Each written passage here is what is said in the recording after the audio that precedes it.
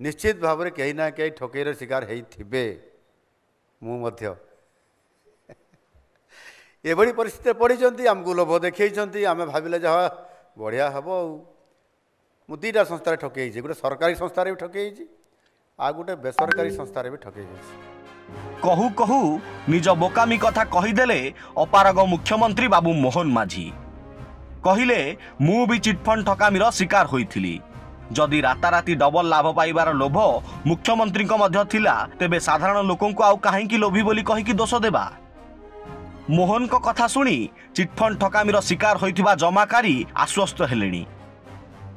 ये हेउची chit fund commission को कार्यालयर दृश्य जमाकारी को सत्यपाठ सबू एबे एमिति उई खाउची। जमाकारी कहिलेनी निजे मुख्यमंत्री जदि ठकामीर शिकार होइचंती ताहाले से तुरंत ए बाबदरे किछि पदक्षेप नेबे आ जमाकारी तांका टंका तुरंत पाइजिबे किंतु आउ किछि प्रश्न करूछंती ए कथा कुआ कपिला मोहन माझी केवल कथा कहि जानंती 6 मास गलानी काम घर किंतु सुनो।